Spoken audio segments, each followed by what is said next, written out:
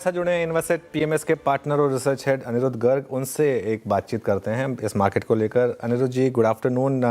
नए साल की बहुत बहुत शुभकामनाएं एक दिन पहले आपको। क्या नया साल नई उम्मीदों के साथ कुछ नए और अच्छे रिटर्न्स लेकर आएगा या 2025 जैसा ही टफ रहेगा? गुड आफ्टरनून अनुज जी, आपको और सीएनबीसी आवाज की पूरी टीम को बहुत बहुत शुभकामनाएं नववर्ष की। सर, मुझे ऐसा लगता है कि अगर हम रिलेटिवली देखें, अगर 2025 से कंपेयर करें, तो 2026 एक शानदार सा साल होना चाहिए। और यहाँ पे हमें ओवरऑल ब्रॉड बेस्ड मार्केट, जो इस बार ब्रॉड बेस्ड मार्केट में जो रैली मिसिंग थी, चाहे आप स्पेशली स्मॉल कैप्स में या पोर्टफोलियो लेवल्स पे बोलिए, ये साल वो सारी जो कमी रह गई इस साल की भी वो भी पूरी करेगा। ओके।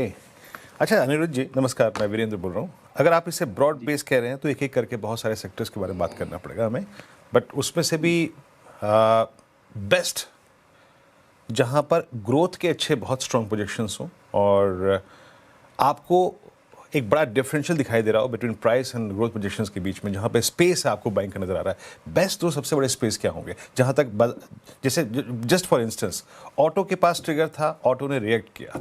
बहुत सारे ऐसे स्पेस थे जिन्होंने रिएक्ट भी नहीं किया। आपके प्रेफर्ड दो स्पेस क्या है उसमें?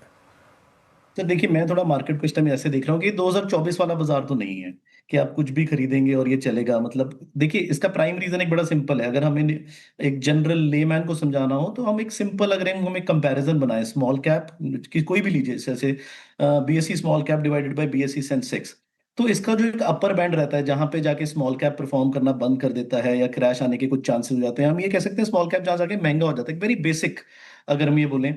तो अभी भी स्मॉल कैप अब अपर बैंड में है, तो आप बिल्कुल ऑल आउट स्मॉल कैप में मेरे हिसाब से हमें नहीं जाना चाहिए। जब हम स्मॉल कैप में नहीं जाते तो हम कैसे देख रहे हैं इस टाइम मार्केट को? हम बेसिकली तीन चीज स्पॉट करने की सर कोशिश करते हैं कि मार्केट में या तो हमें वैल्यू मिले या ग्रोथ मिले या क्वालिटी मिले। इस टाइम हमें ऐसा लगता है कि जैसे अगर पब्लिक सेक्टर बैंक्स को हम देखें, जो हमारे यहाँ पे, मैं बताना चाहूंगा disclaimer, not a recommendation to buy and sell, पर हम लोग पब्लिक सेक्टर बैंक्स में हमें ऐसा लगता है बहुत अच्छी value, specially the larger well capitalize public sector banks, हमें लगता है उनमें बहुत अच्छी वैल्यू है और आने वाले एक साल में ये वैल्यू अनफोल्ड होनी चाहिए। अगर हम ग्रोथ में बात करें तो हमें ग्रोथ, जैसे आपने बताया, ग्रोथ में हम ऐसा देखते हैं कि रिलेटिव चेंज अगर कोई मिला हुआ, आपने कहा रिलेटिव चेंज मिला जैसे ऑटोज को, हमें फिर भी लगता है कि जो जीएसटी चेंजेस आए हैं, जो इनकम टैक्स कट है, अब लोग पैसे खर्चेंगे कहीं ना कहीं तो जाएंगे, या तो फाइनेंशियल कंपनीज के पास जाएंगे या वो उनकी सेविंग होगी या खर्चेंगे। तो हमें ऐसा लगता है कि ऑटोज एक कंज्यूमर डिस्क्रिशनरी में हमारी नंबर वन बेट है कि ऑटोज हो सकते हैं। Overall world inflation scenario change हुआ है और ये जो यूएस चाइना में ट्रस्ट डेफिसिट आया है उसके कारण हम प्रेशियस मेटल्स में एक बाउंस देख रहे हैं। ये बाउंस हमें, देखिए, ये जो कमोडिटीज होती हैं बहुत टेक्निकल प्ले है, पर फिर भी हमें लगता है कि जो नॉन फेरस और प्रेशियस मेटल्स हैं उनमें एक वैल्यू अनलॉकिंग की जरूरत थी। मेजोरिटी हो भी चुकी है पर हमें लगता है आगे भी होनी चाहिए। इवन फेरस मेटल्स, मुझे अब यहाँ से लगता है कि एक स्टील का जो एक वो है साइकिल है, उसमें कुछ ना कुछ चेंज आने की उम्मीद है, तो हमें फेरस मेटल्स भी, तो मेटल्स पे भी हमारी एक ओवरवेट कॉल है कहीं ना कहीं। अगर हम बोलें, इसके अलावा हमें जो प्राइवेट एनबीएफसीज और अपकमिंग प्राइवेट बैंक्स हैं उनमें भी हमें कुछ ना कुछ रुझान जरूर मिलता है।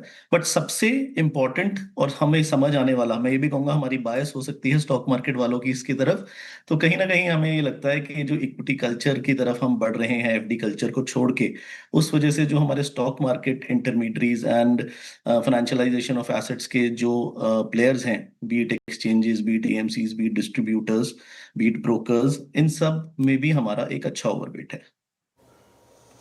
Okay Anirudh ji, good afternoon. और पूरी डिटेल में समझाया आपने कि आपको कौन से सेक्टर अभी फिलहाल अच्छे लग रहे हैं। Public sector, autos, metal as a pack, ferrous, non ferrous, precious metals, private banking space और भी बहुत सारी स्पेसेस आपने बताए। लेकिन दुविधा, कंफ्यूजन ये भी होती है अनिरुद्ध जी कि लेना क्या नहीं है। रादर मैं इसको रीफ्रेम करूं तो कौन सा सेक्टर आपको लगता है 2026 में अंडर परफॉर्म कर सकता है और थोड़ी दूरी बना के रखनी चाहिए? तो नहीं लेने वाले सेक्टर्स कौन से? मैम देखिए, नहीं लेने वाले सेक्टर जनरली दो ही रहते हैं। या तो कि ग्रोथ को हम जब डिस्काउंट करते हैं तो हम ज्यादा डिस्काउंट करते हैं, जैसे पिछले साल हम सबको क्लियर था कि वो डिफेंस और रेलवेज पे हुआ, पर अगर हम पिछले एक साल से देखें तो ये सेक्टर्स भी वहीं खड़े रहे हैं और कहीं ना कहीं इनमें भी अब कुछ ना कुछ वैल्यू इमर्ज होनी शुरू हो गई है। तो मुझे लगता है कि 2026 में आपको प्रॉब्लम नहीं आनी चाहिए किसी भी सेक्टर से, क्योंकि पिछले एक साल से अगर हम देखें दिसंबर से दिसंबर, स्मॉल कैप की कोई परफॉर्मेंस आई ही नहीं है, तो उनको टाइम करेक्शन और प्राइस करेक्शन दोनों ही मिल गया है एक तरह से। तो सेक्टर्स, मुझे नहीं लगता कि कोई भी सेक्टर्स इस साल अंडर परफॉर्म करेंगे, सब सेक्टर्स बढ़िया ही रहेंगे। हाँ, जो डिस्ट्रीब्यूटेड ट्रेड्स हैं हमें उनका थोड़ा ध्यान रखना चाहिए, थोड़ा स्मॉल कैप्स की तरफ ध्यान रखना चाहिए।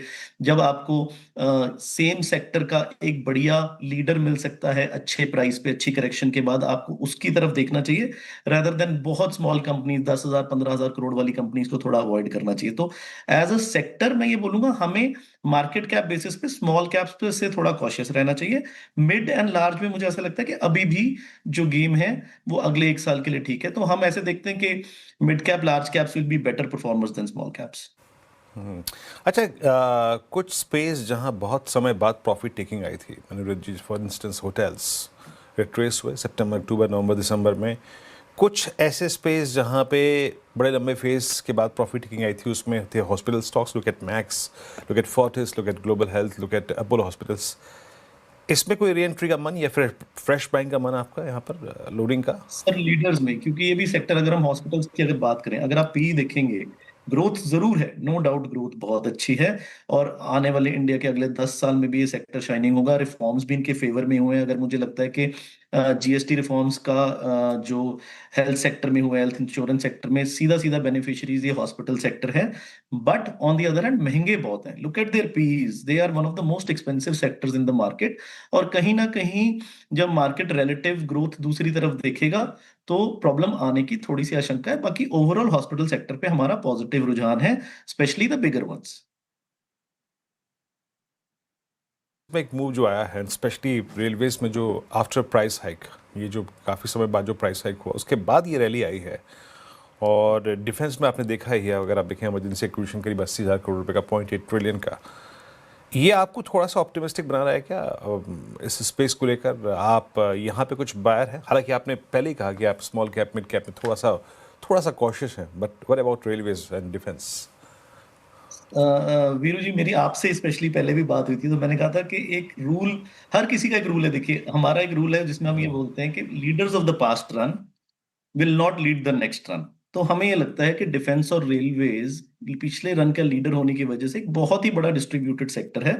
तो अब इसमें क्या है कि वॉलेटिलिटी बहुत बढ़ जाती है, और क्योंकि हम पीएमएस मैनेज कर रहे हैं तो हमें वो वॉलेटिलिटी, हमें या हमारे क्लाइंट्स को अच्छी नहीं लगती।